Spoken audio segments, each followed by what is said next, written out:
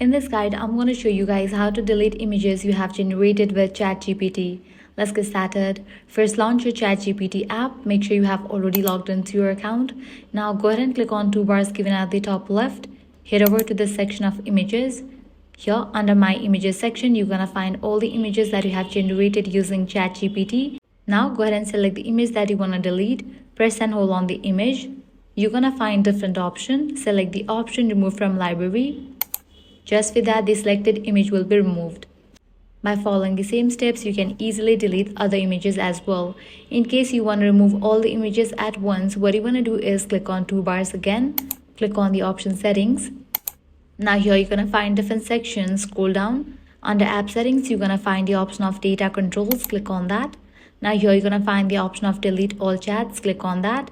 Confirm the deletion. With this, all of your images you have generated with ChatGPT will be deleted along with the chat. So that's all for this video. If this guide helped you out, do not forget to like, share and subscribe.